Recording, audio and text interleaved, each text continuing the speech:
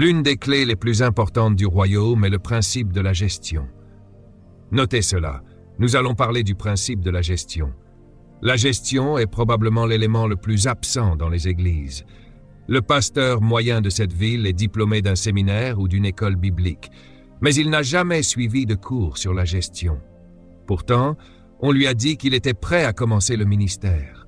C'est pourquoi la plupart des églises souffrent, sont en difficulté financière ou attirent des personnes en difficulté financière. C'est aussi pourquoi la plupart des croyants dans les églises de cette ville sont dans l'embarras financier. Ils citent les Écritures, mais ne les expérimentent pas. Ils proclament que Dieu possède le bétail sur 1000 collines, mais ils continuent de louer leur lieu de culte. Ne restez pas silencieux ce soir, c'est une honte pour Dieu. Ils déclarent que la richesse des méchants est réservée aux justes, mais depuis 2000 ans, ce sont toujours les méchants qui la possèdent. Pourquoi? Parce qu'ils ont négligé le principe le plus important de la vie du royaume, la gestion. Le pasteur moyen ne sait même pas épeler le mot « gestion ». Si vous me demandiez ce que vous devriez étudier pour vous préparer au ministère, je vous dirais d'étudier la gestion des affaires, pas la théologie. Pourquoi? Parce qu'un royaume est un gouvernement, et un royaume repose sur l'administration. Les gouvernements ont pour mission de gérer les ressources. Et la clé d'un bon gouvernement est une gestion efficace, une délégation et une distribution appropriée des ressources.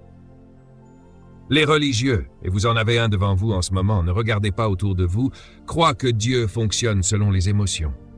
Ils pensent qu'en suscitant la compassion de Dieu, ils peuvent obtenir tout ce qu'ils veulent. C'est pour cela qu'ils restent dans la pauvreté. Parlons maintenant de la crise actuelle. Tout le monde devrait se procurer ce CD ou ce DVD, car vous ne retiendrez pas tout ce que je dis. Vous devez écouter attentivement, mais vous ne saisirez pas tout du premier coup. Qu'est-ce qui a causé la crise actuelle selon les analystes de votre pays et du monde entier? Ils disent que la cause de la crise est la cupidité. Vous vous en souvenez? Tout le monde dit cupidité. Ils ont raison. Il est donc important de définir ce qu'est la cupidité. Notez ceci. La cupidité est en réalité une mauvaise gestion des ressources à des fins personnelles. Voilà ce qu'est la cupidité. Un esprit cupide manipule les ressources pour en tirer un bénéfice personnel exclusif. Jésus a parlé de la cupidité, l'un des destructeurs du royaume. Dans Marc chapitre 7, verset 22, Jésus dit « Ce sont ces choses qui détruisent un homme, la cupidité, la malice, la tromperie, la débauche, l'envie, la calomnie, l'arrogance et la folie. » Si vous examinez ces mots attentivement, vous verrez qu'ils sont tous liés. Une personne cupide est souvent arrogante, et si elle est arrogante et cupide, elle doit être insensée. C'est ce que signifie folie. Et pour être insensé, il faut être trompeur. Jésus dit que toutes ces mauvaises choses viennent d'où? De l'intérieur. Elles rendent un homme impur, de l'intérieur, c'est-à-dire dans son esprit. Dans Luc chapitre 12, Jésus réitère cet avertissement contre la cupidité. Prenez garde, gardez-vous de toute cupidité. Cela signifie que la cupidité peut vous atteindre à votre insu. Vous devez être vigilant.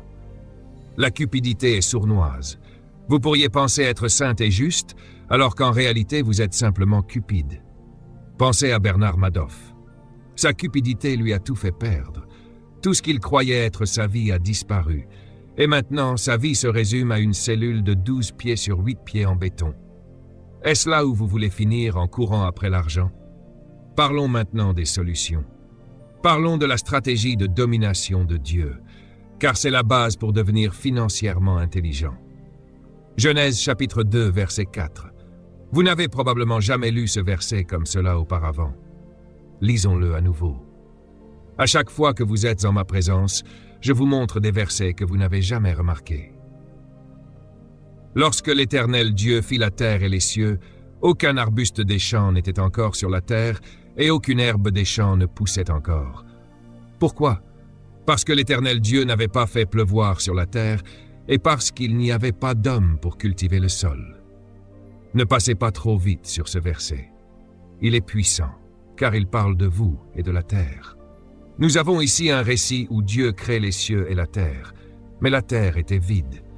Imaginez une planète massive, flottant dans l'espace, constituée uniquement de roches et de boue, sans arbres, sans animaux, sans herbes, sans beauté, sans plantes. Dieu n'avait rien laissé pousser. Il n'avait rien laissé croître. Pourquoi? Parce qu'il n'avait pas envoyé de pluie. Autrement dit, Dieu refusait que quoi que ce soit se développe. C'était sa décision. Lisez bien ce passage.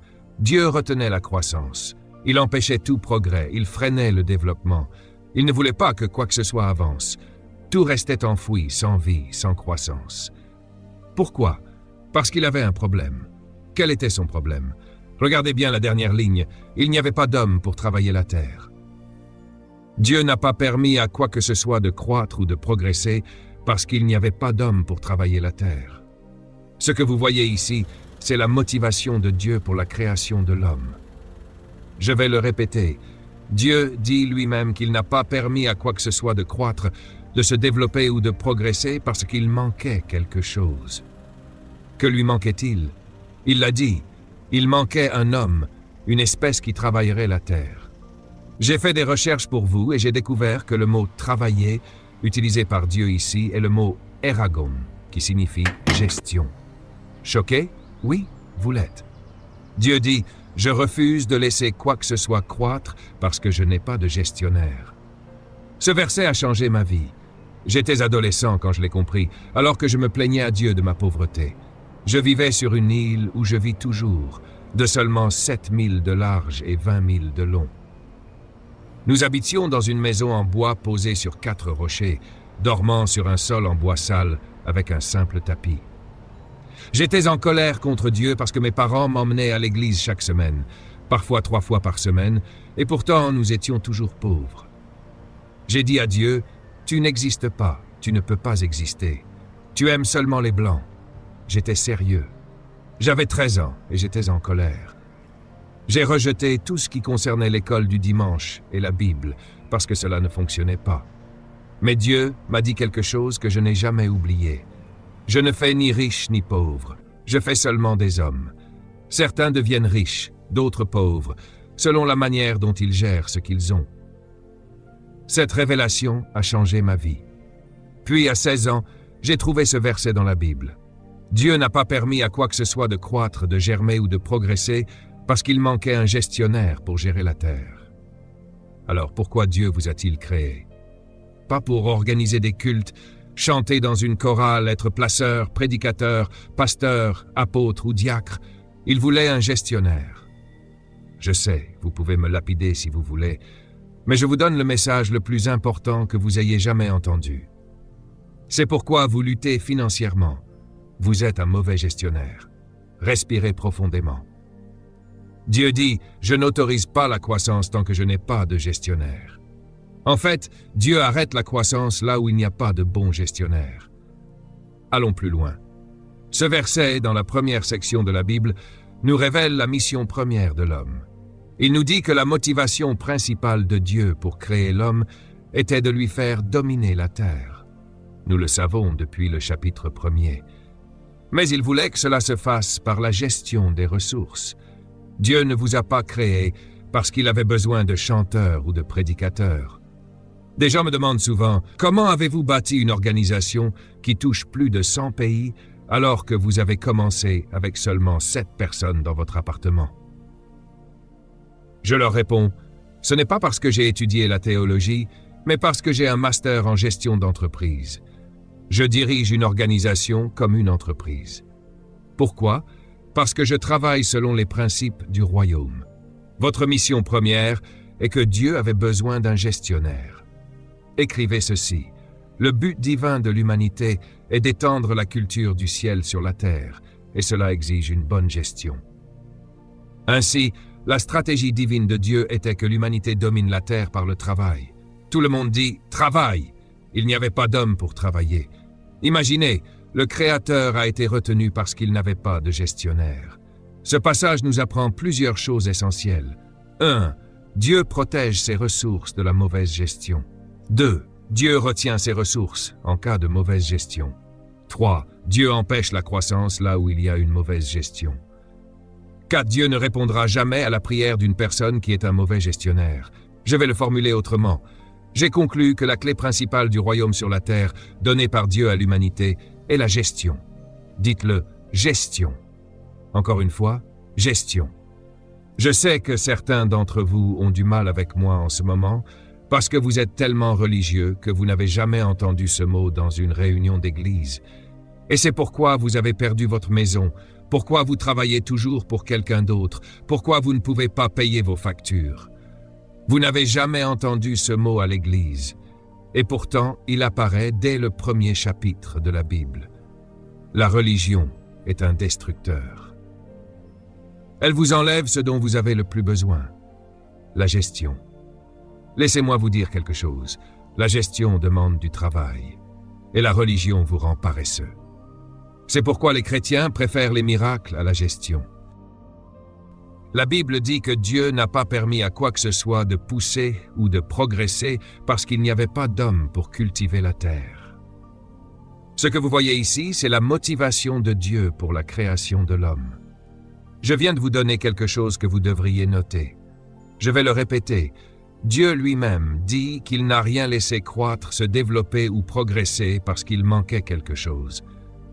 Qu'est-ce qui lui manquait? Il le dit lui-même, il me manquait un homme, une espèce qui travaillerait la terre. J'ai fait des recherches pour vous et j'ai découvert que le mot « travailler » utilisé ici est le mot « eragon » qui signifie « gestion ». Choqué? Oui, vous l'êtes. Dieu dit « Je refuse de laisser quoi que ce soit croître parce que je n'ai pas de gestionnaire ». Ce verset a changé ma vie. J'étais adolescent quand j'ai compris ce passage. Je me plaignais à Dieu de ma pauvreté. Je vivais sur une île où je vis toujours, 7 000 de large, 20 000 de long, dans une maison en bois posée sur 4 pierres. Je dormais sur un sol en bois sale, sur un tapis, et j'étais en colère contre Dieu. Pourtant, mes parents m'emmenaient à l'église chaque semaine, parfois 3 fois par semaine, et nous étions toujours pauvres. Alors j'ai dit, Dieu, tu n'existes pas. Tu ne peux pas exister. Tu n'aimes que les Blancs. J'étais sérieux. J'avais 13 ans. Et j'étais en colère. J'ai dit, j'en ai fini avec l'école du dimanche et toutes ces histoires bibliques, ça ne fonctionne pas. Et Dieu m'a répondu alors que j'étais encore enfant. Je n'ai jamais oublié ce qu'il m'a dit. Je ne crée ni riche, ni pauvre. Je ne fais que créer des hommes. Certains deviennent riches, d'autres pauvres, en fonction de la façon dont ils gèrent ce qu'ils ont. Cela a changé ma vie. Puis, à 16 ans, j'ai lu ce verset. Dieu n'a rien laissé pousser, rien germer, rien progresser, parce qu'il manquait un gestionnaire pour administrer la terre. Pourquoi Dieu t'a-t-il créé? Pas pour organiser des cultes, pas pour chanter dans la chorale, pas pour être un prédicateur, un pasteur, un apôtre ou un diacre. Il voulait un gestionnaire. Allez-y, lapidez-moi si vous voulez, ça m'est égal. Je vous donne le message le plus important que vous ayez jamais entendu de votre vie. C'est pour ça que vous luttez financièrement. Vous êtes un mauvais gestionnaire. Respirez profondément. Dieu dit, « Je ne permets rien de croître tant que je ne trouve pas un gestionnaire. » Et il arrête même la croissance, là où il n'y a pas de gestionnaire. Allons plus loin. Ce verset, dès les premiers chapitres de la Bible, nous révèle la mission première de l'homme. Il nous montre que la raison principale pour laquelle Dieu nous a créés était de dominer la terre. On le sait depuis Genèse chapitre 1. Mais il précise que cela doit se faire par la gestion des ressources. Dieu ne t'a pas créé parce qu'il avait besoin d'un chanteur ou d'un prédicateur. Des gens me demandent, comment as-tu construit une organisation qui est passée de 7 personnes dans ton appartement à une structure mondiale touchant plus de 100 pays? Je leur réponds, ce n'est pas grâce à mes études en théologie, mais parce que j'ai une maîtrise en gestion d'entreprise. Je gère une entreprise. Dieu avait besoin d'un gestionnaire. Note ceci, le but divin de l'humanité est l'expansion de la culture du ciel sur la terre, et cela nécessite une gestion. La stratégie divine de Dieu était donc de permettre à l'homme de dominer la terre à travers le travail. Tout le monde, dites avec moi, « Travaille !» La Bible dit qu'il n'y avait personne pour travailler. Imaginez cela. Le Créateur lui-même était bloqué parce qu'il n'avait pas de gestionnaire. Voici ce que nous apprenons de ce passage. Dieu protège ses ressources des mauvais gestionnaires. 2. Dieu retient les ressources des mauvais gestionnaires. 3. Dieu n'autorise pas la croissance là où il y a une mauvaise gestion. 4. Dieu n'exaucera jamais une prière venant d'un mauvais gestionnaire. Laissez-moi le dire autrement. Notez ceci. J'en suis arrivé à la conclusion que la clé principale du royaume sur la terre, donnée à l'humanité par Dieu, est la gestion. Dites-le avec moi, gestion. Je sais que certains d'entre vous ont du mal avec moi en ce moment. Vous êtes tellement religieux que vous n'avez jamais entendu ce mot dans une église. C'est pour cela que vous avez perdu votre maison. C'est pour cela que vous travaillez toujours pour quelqu'un d'autre. C'est pour cela que vous ne pouvez pas payer vos factures, parce que vous n'avez jamais entendu ce mot en église. Pourtant, il apparaît dès le premier chapitre de la Bible. La religion tue, elle détruit, car elle vous prive de ce dont vous avez le plus besoin, la gestion. Écoutez-moi bien, la gestion exige du travail, mais la religion vous rend paresseux. C'est pourquoi les chrétiens aiment plus les miracles que la gestion. Oh Seigneur, ne me fais pas parler de ça. Les miracles annulent la gestion. Certains d'entre vous pensent que Dieu aime les miracles. Il ne les aime pas. Les miracles détruisent le principe de gestion. Les miracles, c'est comme la loterie, on reçoit sans effort. C'est pourquoi je hais les jeux de hasard. Le jeu est une tentative de gagner sans travailler. Pourquoi vous êtes si silencieux maintenant? Je vais descendre et prophétiser. Je ressens que certains d'entre vous jouent à la loterie. Ne me poussez pas à dire vos noms ce soir. La loterie est impie, car elle annule le travail. Respirez profondément. Tout le monde dit « gestion ». Vous êtes venu ici pour apprendre à gagner de l'argent et c'est ça votre problème. L'argent fuit ceux qui le poursuivent. La Bible dit que l'argent est attiré par la gestion. Je vais vous le prouver avec les Écritures. Tout ce que je dis ici m'a pris 30 ans à comprendre. Alors écoutez bien. Je vais déconstruire votre façon de voir les miracles. Les miracles sont pour les paresseux. Rappelez-vous dans la Bible quand les gens sont venus voir Jésus et lui ont demandé un miracle. Regardez sa réponse. Seule une génération perverse et adultère recherche des miracles. Ne regardez pas maintenant, mais il y a peut-être une personne perverse juste derrière vous. C'est là le problème. Laissez-moi vous donner une définition de la gestion.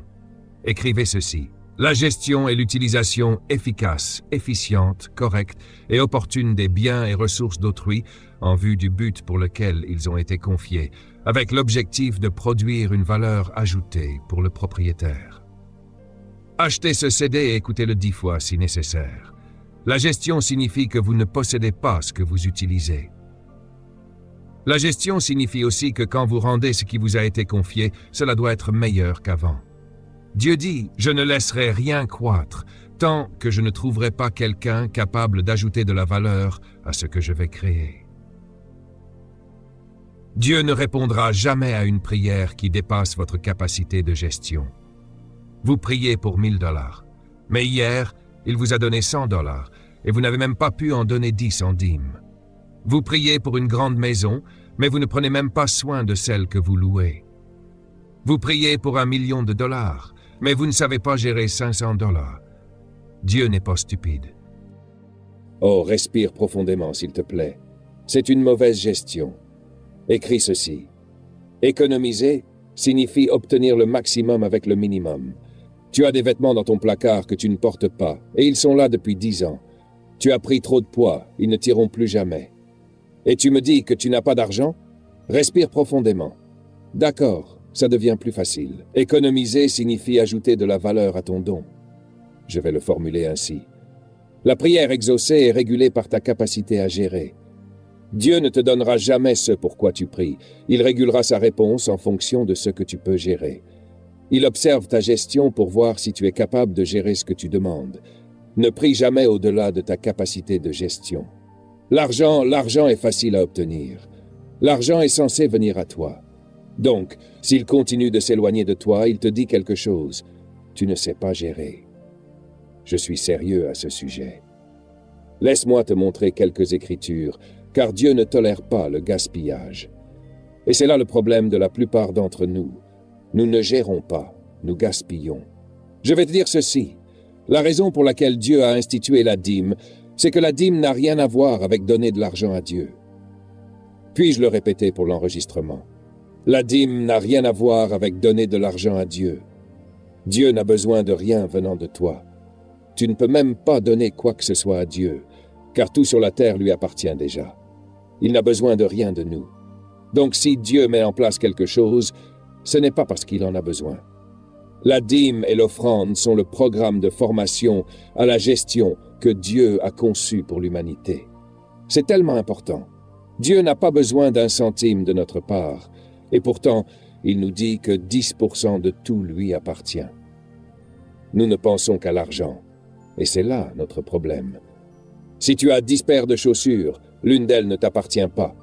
Si tu as 10 robes, l'une d'elles ne t'appartient pas. Si tu achètes 10 oranges, l'une d'elles ne t'appartient pas. Si tu as 24 heures dans une journée, 2 heures et 40 minutes ne t'appartiennent pas. Je n'ai pas le temps de prier.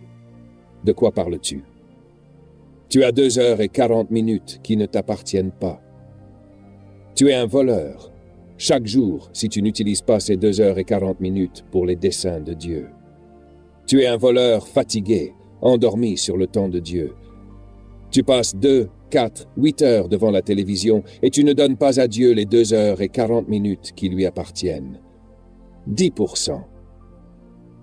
Tu ne peux même pas gérer 2 heures et 40 minutes et tu veux de l'argent. L'argent n'est pas ton problème, c'est la gestion qui est ton problème. Dieu peut, à tout moment, te demander de donner une robe de ton placard. Une d'entre elles ne t'appartient pas. Donc, la dîme et l'offrande ne concernent pas l'argent, mais la gestion. Peux-tu être constant? Écoute-moi bien. 100% de tout t'appartient à Dieu. Qu'ai-je dit? Non. Répète encore. Qu'ai-je dit? D'accord. Si Dieu te bénit avec un salaire de 1000 $, combien de cela appartient à Dieu? 1000 $. D'accord, tu es intelligent. Alors, combien Dieu te demande-t-il de mettre de côté pour son œuvre? 10%. Combien reste-t-il? 90%. Lequel de ces montants appartient à Dieu? Tout. D'accord. Alors, si tout appartient à Dieu, pourquoi Dieu veut-il que tu mettes de côté 10%? Parce que ce n'est pas une question d'argent, mais de ta capacité à le mettre de côté, de ta volonté, de ton contrôle, de ta discipline. Il veut tester ta discipline. Si tu peux gérer correctement les 10%, alors il sera heureux de te faire confiance avec les 90% restants. Mais parce que tu es infidèle avec les 10%, tu continues à perdre les 90%, et tu finis par n'avoir plus rien. C'est pourquoi tu es dans la dèche. Et donc tu dis à Dieu, je ne peux pas payer ma dîme cette semaine, c'est trop dur, on traverse une crise, Seigneur, tu dois comprendre. Et Dieu te dit, de quoi parles-tu? Ton salut est dans la dîme. Laisse-moi aller plus loin. Voici ce que la dîme fait en toi. Premièrement, quel est le premier mot? Responsabilité. Écris-le. Chaque mot ici concerne la gestion. Si tu continues à payer ta dîme et à donner ton offrande, tu deviens automatiquement d'abord responsable. Quel est le deuxième mot? Discipline. Pour mettre ça de côté à chaque fois, il faut du contrôle. Quel est le troisième mot? Honnêteté. Être un fidèle dîmeur signifie que personne ne te surveille sauf Dieu. Et il sait si tu as donné ou non. Tu peux mentir aux autres, mais Dieu sait si tu as bien donné 10%. Cela signifie que tu es honnête, et un bon gestionnaire doit être honnête. Quel est le quatrième mot? Diligence. Cela signifie que tu travailles continuellement à ne pas voler ces 10%. C'est ce qu'un bon gestionnaire doit faire.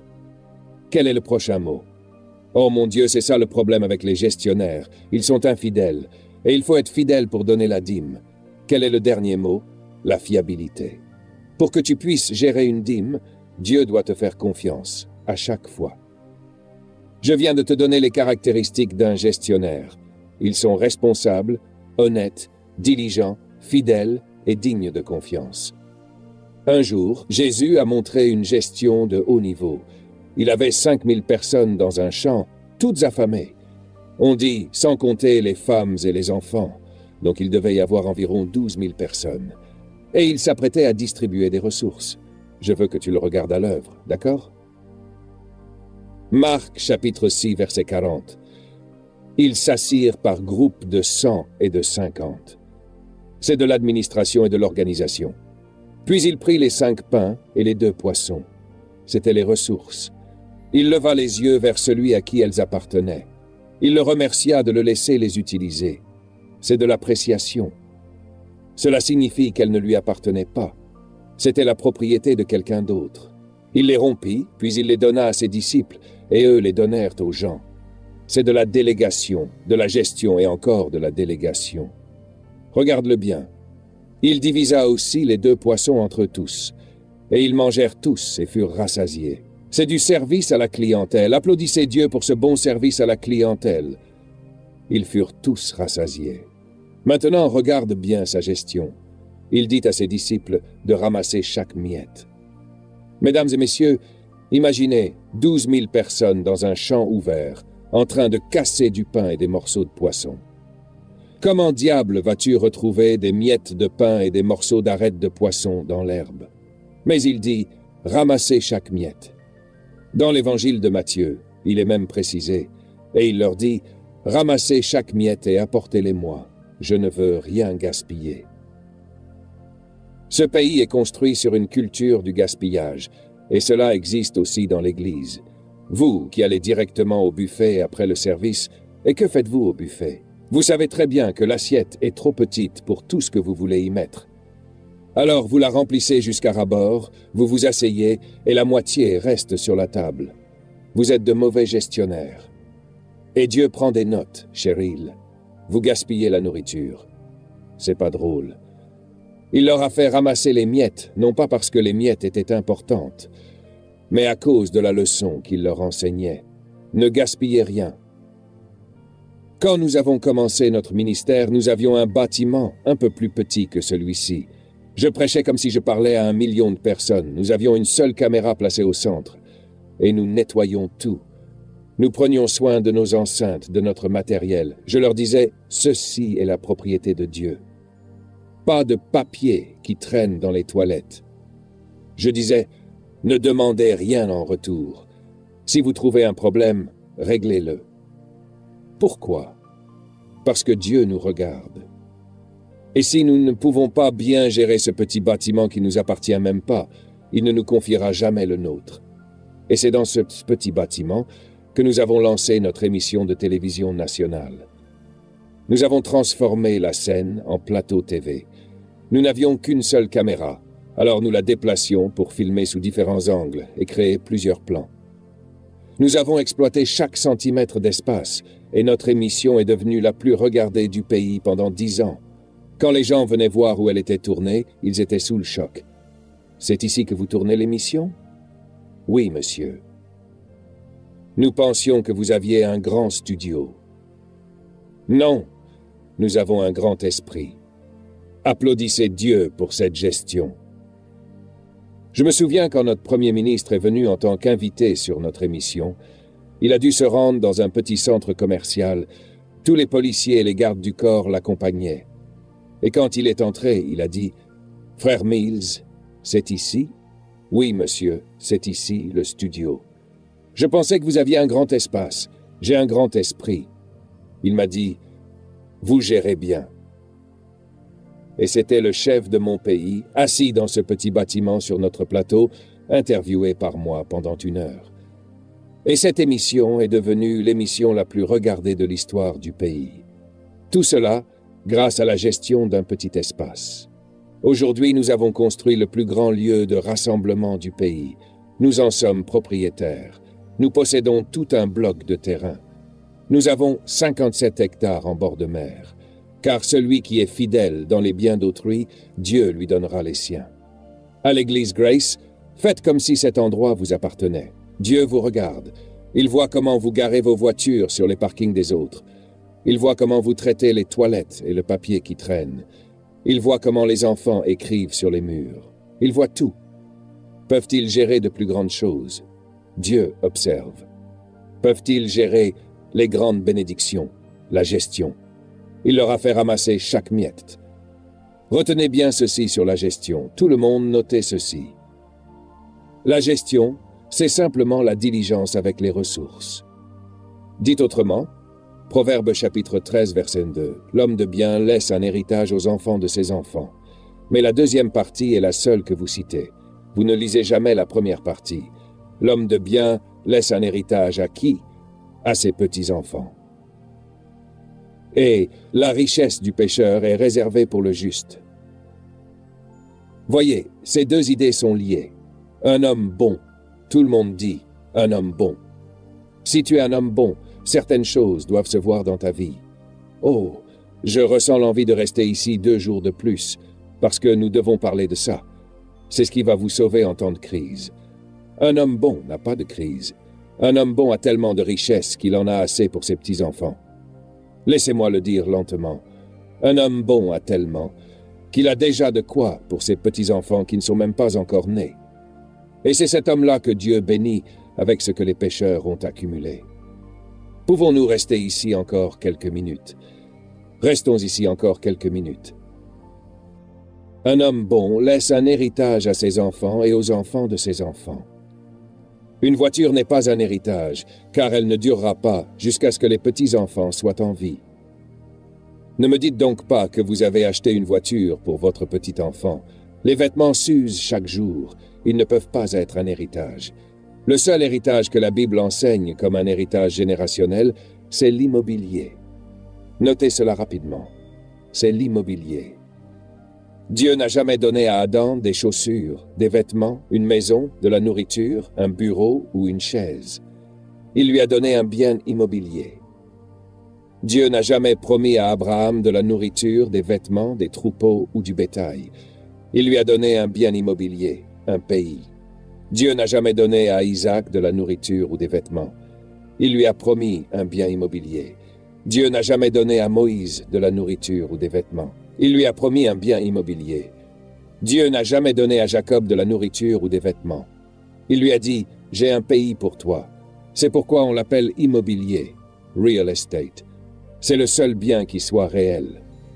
Vous n'êtes pas riche tant que vous ne possédez pas de terre. Je vous donne un devoir ce soir.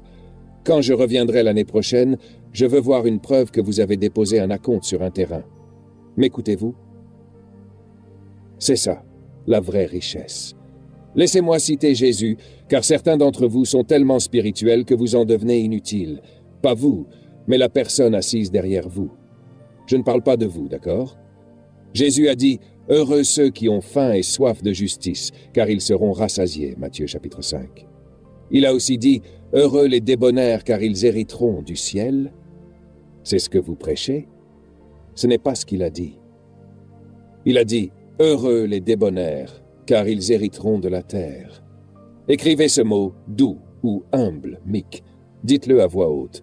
En hébreu, ce mot signifie « force contrôlée »,« puissance maîtrisée », discipline personnelle. Reformulons donc le verset dans son contexte original.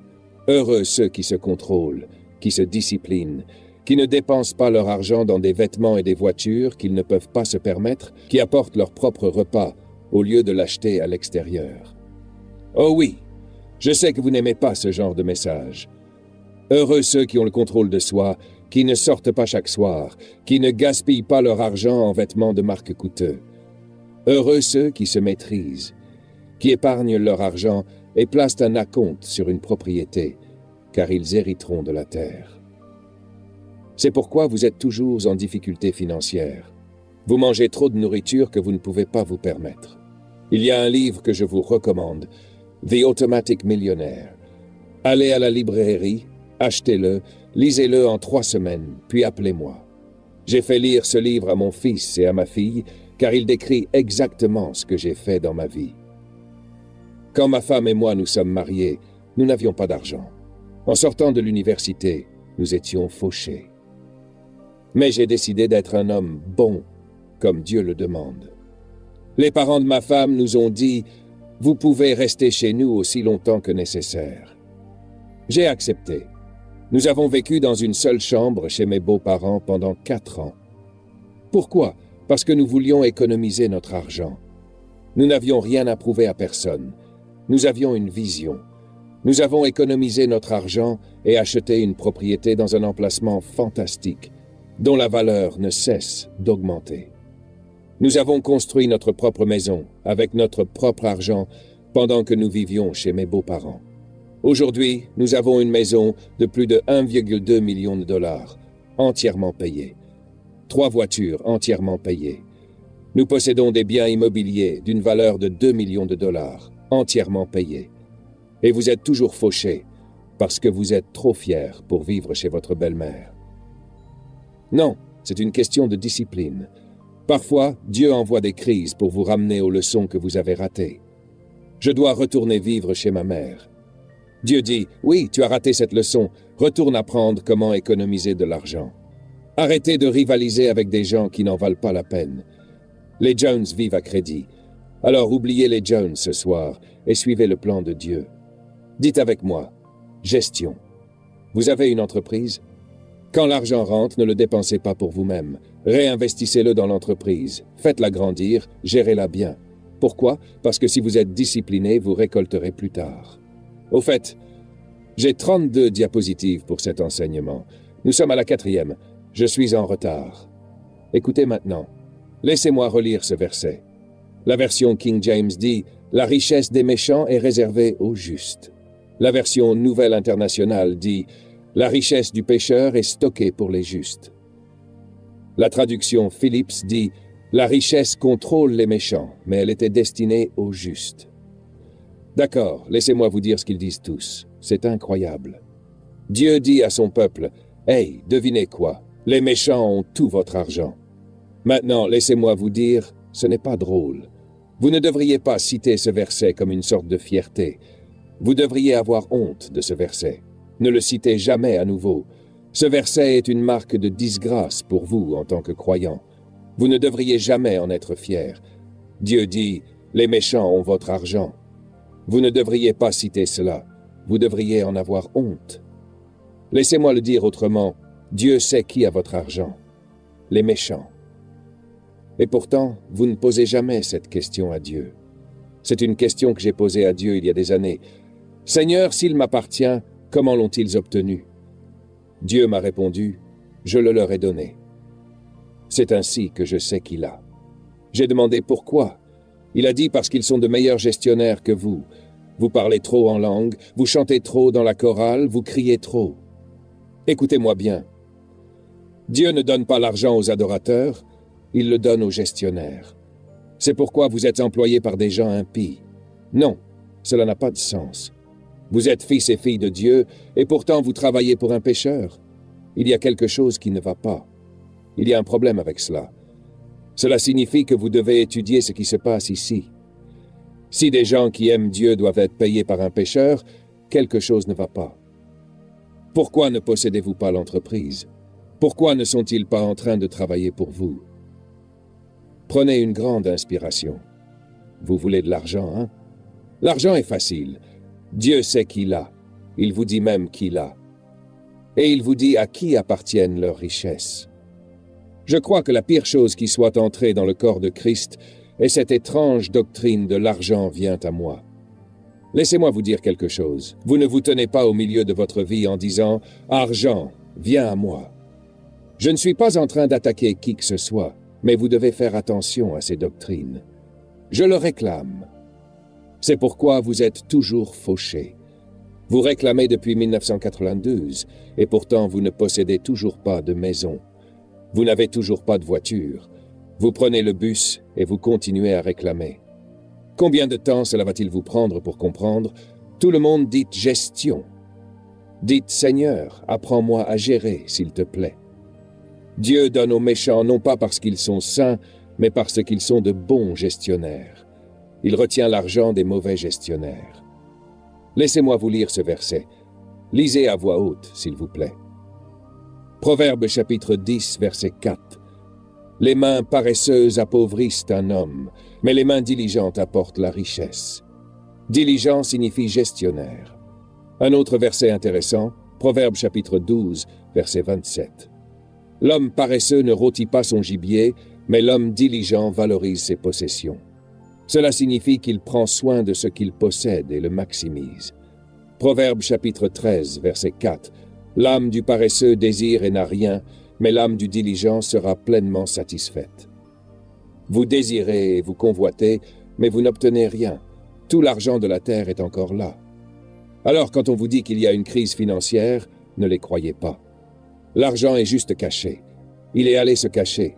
Pourquoi? Parce que certains gars de Wall Street ont mal géré leurs finances. Quand vous gérez mal l'argent, il s'en va. Dites à votre voisin, tu es fauché. Dites-lui, c'est un signe. Proverbe chapitre 21, verset 5. Les projets de l'homme diligent mènent à la prospérité aussi sûrement que la précipitation mène à la pauvreté. Quand vous voulez de l'argent rapide, il disparaît. Mais si vous êtes diligent et que vous gérez bien, cela mène au profit. Ce n'est pas écrit P-R-O-P-H-T, mais P-R-O-F-I-T. Dieu veut que vous ayez du profit. Vous n'obtenez pas du profit en prophétisant. Vous l'obtenez par la gestion. Vous pouvez dire, « Le Seigneur, mon Dieu, dit qu'il va me bénir avec beaucoup d'argent. » C'est un mensonge. Il peut vous donner des idées pour travailler. Laissez-moi vous dire quelque chose. Chaque fois que vous priez pour de l'argent, Dieu vous donne une idée. Écrivez ceci, Dieu ne donne pas d'argent, il donne des idées. Et votre problème, c'est que vous êtes trop religieux. Vous ne voulez pas d'idées, vous voulez du cash. Ce n'est pas d'argent que vous manquez, c'est de gestion d'idées. C'est ça qui vous manque. Je vais revenir ici et faire un séminaire de 3 jours sur la gestion d'entreprise pour vous. Et laissez-moi vous dire maintenant, vous devrez payer pour y entrer. Je vous préviens tout de suite, parce que je ne donne pas ces choses gratuitement. Vous ne devriez jamais rien donner gratuitement, car cela perd de la valeur. C'est tellement triste. Quand une église organise un séminaire comme celui-ci et qu'ils disent qu'il faut payer 150 $ pour entrer, tous les saints se fâchent. Ils vendent l'Évangile. Dimanche, je prends l'avion pour le Nigeria. Je vais y donner des séminaires pendant 5 jours. Une des entreprises qui m'a engagé a déjà payé 10 000 $ d'avance, avant même que j'arrive, et les saints ne veulent même pas donner une offrande. Ne me regardez pas comme ça. Ce n'est pas à vous que je parle, c'est à la personne derrière vous. Tu veux tout gratuitement, mais tu ne comprends rien à la gestion d'entreprise. Si tu ne donnes pas de valeur à quelque chose, alors ça n'a aucune valeur pour toi. C'est pourquoi tu fais payer. Tu fais payer pour donner de la valeur. Ces livres sont là, écoute, je pourrais vraiment les donner gratuitement. J'ai pas besoin d'argent pour eux. Mais si je les donne gratuitement, tu ne les liras pas. Ils perdront leur valeur. N'ose plus jamais, pasteur, dire à quelqu'un que le salut est gratuit. C'est un mensonge. Ce n'est pas gratuit. Il a perdu sa vie pour cela. Cela lui a coûté tout. C'est pourquoi, pour que tu l'obtiennes, cela te coûte tout.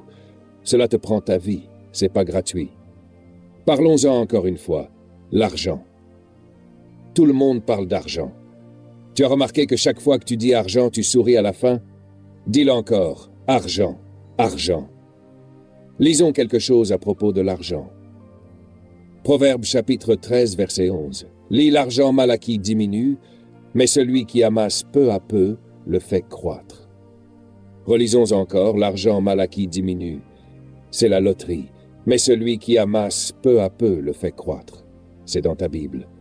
Épargnez juste un peu. Tu sais, je ne peux pas aller déjeuner dehors cette année parce que je dois préparer mon repas à la maison. Je dois économiser ces 5 $ par semaine. 5 $ par jour, ça fait 60 $ par semaine. Tu te dis, je ne peux pas faire ça. Mais sur un an, c'est plus de 1 000 $. Sur 10 ans, c'est 10 000 $. Une avance sur un bien immobilier, juste en économisant sur le déjeuner. Tu sais que tout le monde ici dans cette salle est déjà millionnaire? Laisse-moi le répéter, tout le monde ici est déjà millionnaire. Plusieurs fois même. L'argent qui est passé entre tes mains, si tu faisais le calcul, tu as déjà eu 1 million, plusieurs fois. Et pourtant, aujourd'hui, tu ne peux pas dire où il est passé. Voici ce que je veux que tu fasses, ok? Rentre chez toi et calcule ton âge en jours, puis multiplie-le par 5 $. Juste ton âge, 5 $ par jour. Tu es millionnaire. Si tu avais épargné 5 $ par jour depuis ta naissance, tu serais multimillionnaire à 40 ans. 5 $, c'est le prix d'un café. Tu bois ta richesse chaque jour dans une tasse parce que tu refuses d'économiser petit à petit. Regarde ce verset. Proverbe chapitre 17, verset 16. Lis. À quoi sert l'argent dans la main d'un insensé, puisqu'il n'a pas le désir d'acquérir la sagesse? À quoi ça sert? Un autre verset intéressant. Matthieu chapitre 6, verset 24. Lis. Nul ne peut servir deux maîtres. Soit il haïra l'un et aimera l'autre, soit il s'attachera à l'un et méprisera l'autre. Vous ne pouvez servir Dieu et l'argent. Les solutions financières. Oh, voilà un bon passage. Ecclésiaste chapitre 5, verset 10, « Celui qui aime l'argent n'en sera jamais rassasié, et celui qui aime les richesses n'en profitera pas. Cela aussi est vanité. » Si tu cours après l'argent, tu n'en auras jamais assez. Il s'enfuit toujours devant toi. Et voici le verset le plus puissant. Ecclésiaste chapitre 10, verset 19, lit « On prépare des festins pour se divertir, le vin rend la vie joyeuse, et l'argent répond à tout. » Dis à ton voisin, c'est vrai. Dis-le encore. Peu importe combien tu parles, à la fin tu devras parler d'argent. Tu peux prier en langues et prophétiser, mais quand tout sera fini, tu devras payer cette facture d'électricité. J'aime ça. Sinon, tu prophétiseras dans le noir. L'argent répond à quoi? À tout. C'est un verset difficile à traduire.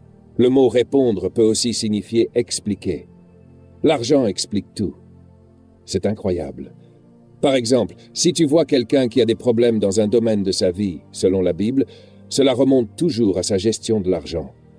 Si une église ne va pas bien, tu peux prier autant que tu veux, mais il y a un problème d'argent quelque part. Vérifie l'argent et tu trouveras la cause. Quand tu fais une enquête, tu découvriras soit une mauvaise gestion de l'argent, soit du vol, soit une mauvaise délégation des fonds. Les problèmes de couple? Vérifie. Le stress commence souvent avec l'argent, ça explique tout. Tu as une bonne idée, mais tu es toujours fauché. C'est quoi le problème? L'argent. Les idées ne rendent pas riches. Tu as besoin d'argent pour transformer une idée en réalité. L'argent fait le pont entre ton idée et son succès. Il explique tout. Alors la vraie question, c'est comment obtenir de l'argent? Allons voir dans Luc chapitre 16. Je ne vais pas tout finir, mais je vais conclure sur ceci, parce que certains d'entre vous en ont déjà assez. Luc chapitre 16. Jésus a donné un séminaire de gestion. C'est un séminaire sur la gestion. Voici ce qu'il a enseigné. Il y avait un homme riche qui avait un intendant. Cet intendant fut accusé de gaspiller ses biens. Alors le maître l'appela et lui dit « Qu'est-ce que j'entends dire de toi? Rends compte de ta gestion, car tu ne pourras plus gérer mes affaires. » Pause une minute. Jésus dit que Dieu licencie des gens. Laisse-moi répéter. Peut-être que certains ici ne veulent pas y croire. Dieu est fidèle, n'est-ce pas? Non, relisez bien le verset. Il est écrit, tu ne seras plus le gérant. Donne-moi des comptes. Montre-moi ce que tu as fait avec ce que je t'ai donné. Je paie ma dîme pour me protéger. C'est bien. Tu paies ta dîme pour te protéger, pas pour manipuler le pasteur, mais pour te protéger, car Dieu observe. Je ne veux pas que Dieu me licencie. Je ne veux pas acheter des choses inutiles juste pour impressionner les autres. C'est une mauvaise gestion. Hier soir, ou peut-être avant-hier, nous étions au restaurant. En arrivant, notre chauffeur a garé la limousine devant un magasin et j'ai vu une longue file de jeunes qui attendaient dehors. Il était 23 heures, il faisait froid, et ils faisaient la queue dans l'obscurité. J'ai demandé ce qu'ils faisaient là. On m'a répondu qu'ils attendaient la sortie d'un nouveau jeu. J'ai secoué la tête et j'ai demandé « Combien ça coûte ?» On m'a dit environ 400 $.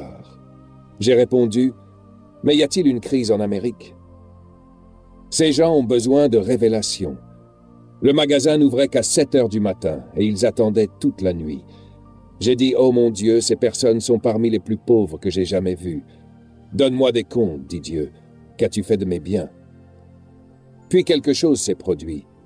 J'étais enthousiasmé. Mon technicien professionnel n'avait pas branché le câble. Mauvaise gestion. Applaudissez la mauvaise gestion. Dieu a effacé toute ma série. Bon, avançons rapidement. Donne-moi des comptes sur ta gestion. Applaudissez encore une fois sa fidélité. Il faut que je parte. Gloire à Dieu. Ouvrons la Bible. Tournez-vous vers Luc chapitre 16. Je dois conclure avec cela. C'est trop puissant. Dites à votre voisin, je suis content d'être venu ce soir. Je me repens. Je vais rentrer chez moi et ranger ma chambre. Luc chapitre 16, tout le monde là? Lisons-le. C'est un chapitre très important sur la gestion. Jésus a dit ces paroles. Verset 2. Tu ne pourras plus être le gérant. Verset 3. Le gérant se dit en lui-même, que vais-je faire maintenant? En d'autres termes, mon maître me retire mon travail. Lisez bien. Il y a des choses profondes dans la Bible. Le chômage, oui. Dieu peut aussi licencier des gens. Certaines personnes ont perdu leur emploi ces 6 derniers mois, et Dieu était derrière cela. Vous voulez savoir comment je le sais? Certains l'ont perdu à cause de Dieu. Lorsqu'une entreprise doit licencier, elle commence généralement par les employés les plus négligés.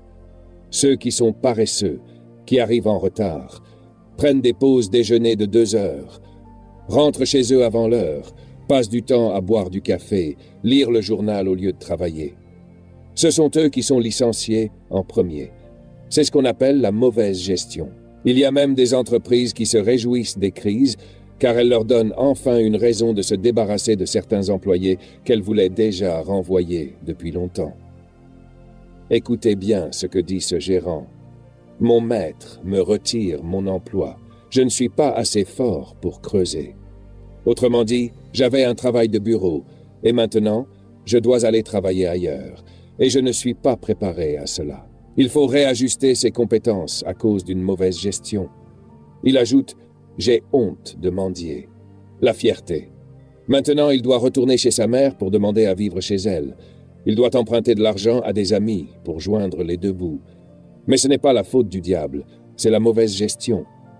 Je n'ai jamais vu un juste abandonné, mais j'ai vu de mauvais gestionnaires être abandonnés. Maintenant, regardez bien la suite. Êtes-vous prêts? Verset 4. Le gérant commence à changer d'attitude.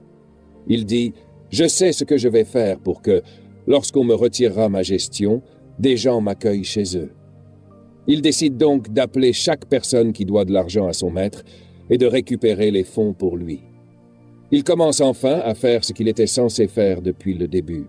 Il dit « Je vais aller réorganiser ma vie, structurer mes finances. Je vais arrêter de négliger ce qui m'a été confié. » Dieu te dit « Rentre chez toi et range ta chambre. Arrête de gaspiller ton argent. Prépare ton déjeuner au lieu d'acheter des repas chers. Décide aujourd'hui que tu vas payer ta dîme tous les dimanches. Quoi qu'il arrive, dis à Dieu « Je vais m'organiser. » C'est pourquoi Dieu m'a envoyé ici aujourd'hui. Vous savez, certaines personnes disent « On va à un séminaire sur l'argent. » Non, non, non. Ce qu'il vous faut, c'est un séminaire sur la gestion. L'argent est attiré par la bonne gestion. Tu ne cours pas après l'argent. Il vient vers toi lorsque tu gères bien. Ce gérant était sur le point de tout perdre à cause d'une mauvaise gestion. Regardez-le maintenant. La Bible dit qu'il demande au premier combien il devait au maître. Puis il collecte 800 gallons d'huile d'olive.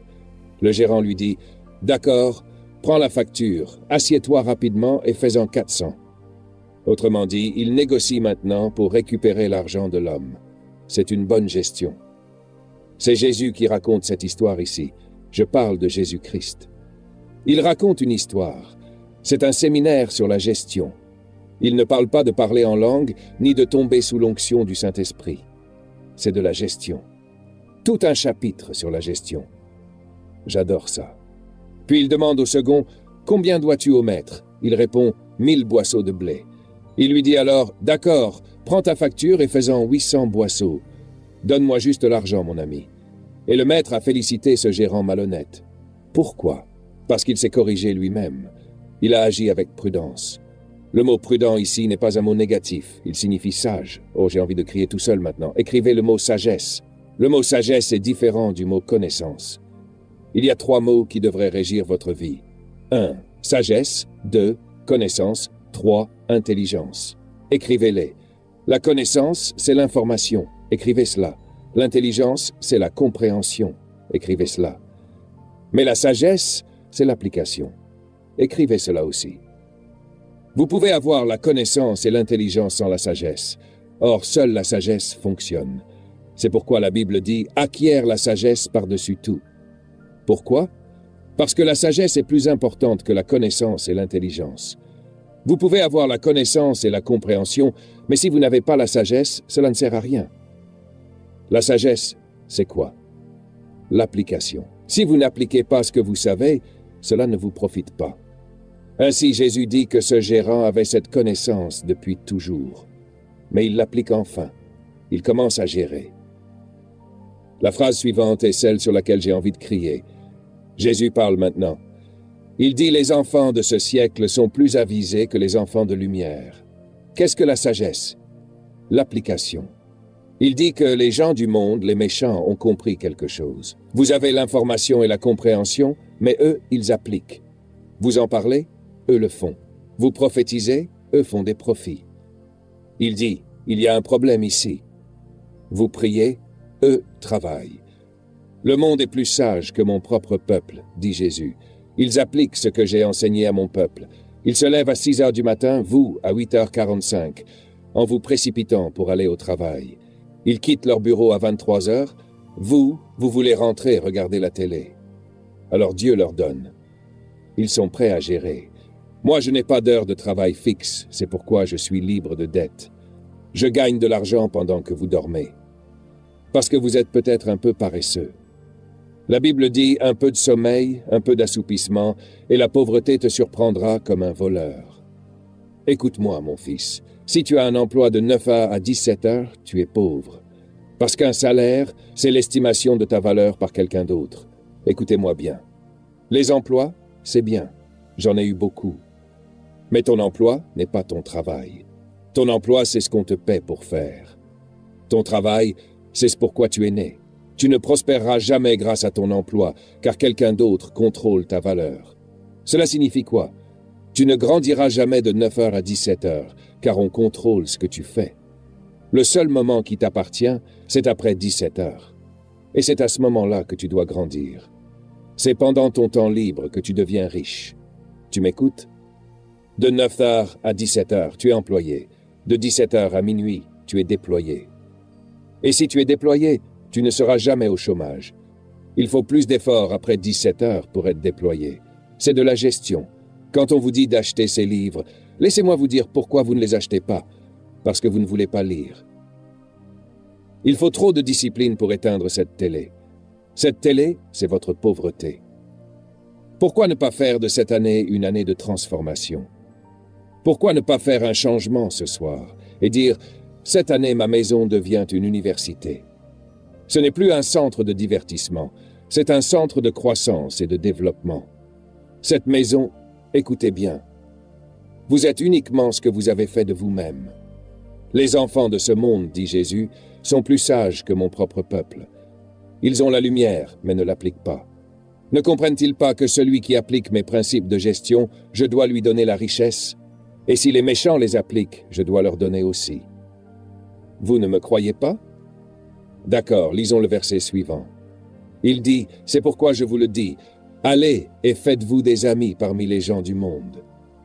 Attendez une minute. Attendez une minute. Ça chamboule votre théologie, n'est-ce pas?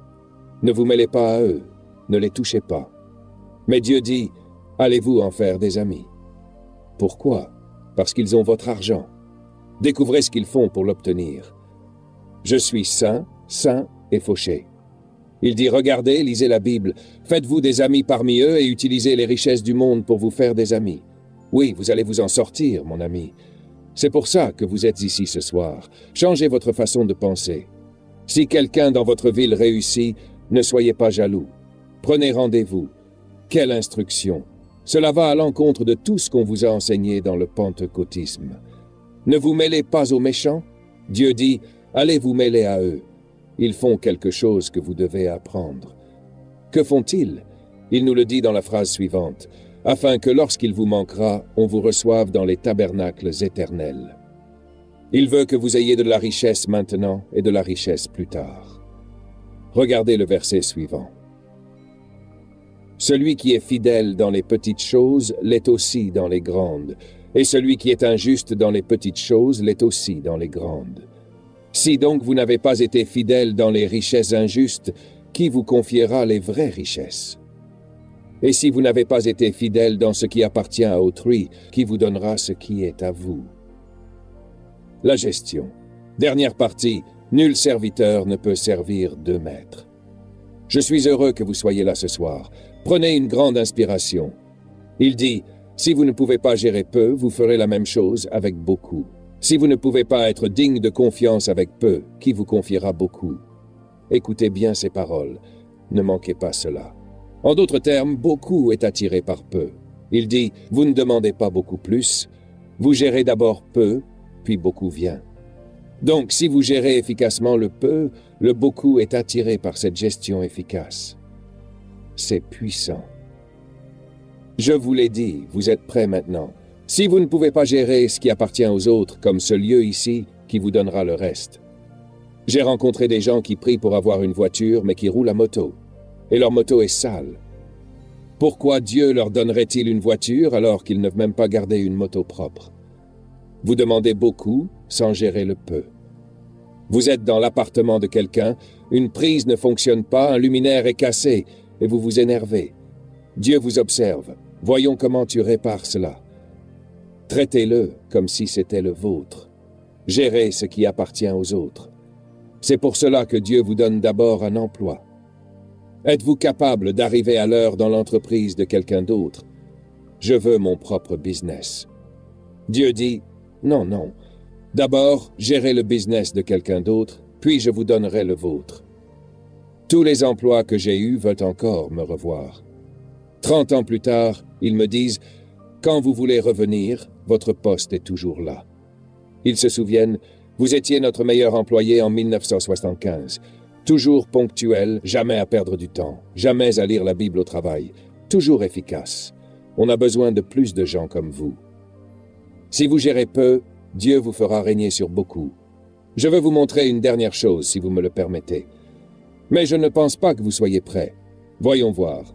Oui, regardez ceci dans la Bible. Les bénéfices de la gestion, la puissance de la gestion. Notez ceci, s'il vous plaît. Ensuite, je prierai pour vous, et je reviendrai bientôt pour organiser une réunion sur le leadership et la gestion. Amenez vos enfants. S'ils apprennent cela maintenant, ils seront plus riches que vous. 1. La gestion est l'objectif principal de l'humanité. 2. Tout ce que vous ne gérez pas correctement, vous le perdrez. 3. Le principal critère de confiance de Dieu, c'est la gestion. Dieu donne davantage à une gestion efficace. 5. La gestion attire les ressources. 6. Dieu ne vous donne pas ce que vous demandez, mais seulement ce que vous pouvez gérer.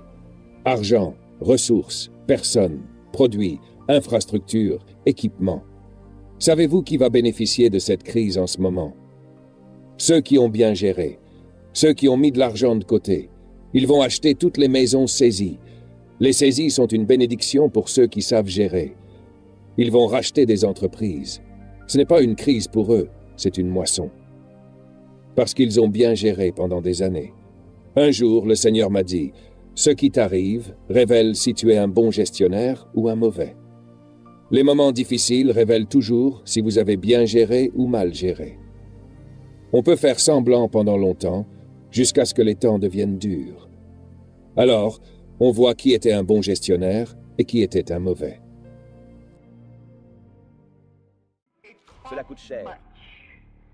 Mais cela en vaut la peine. Quand je marche à travers la vallée de l'ombre de la mort, je ne crains véritable preuve de la présence du Saint-Esprit dans une vie est la puissance. Votre vie doit être contrôlée par ce qui est bénéfique. Ne pleurons jamais lorsque nous sommes confrontés à des défis. Nous nous tenons debout et regardons le diable droit dans les yeux et disons, quoi que tu fasses, je suis plus que vainqueur.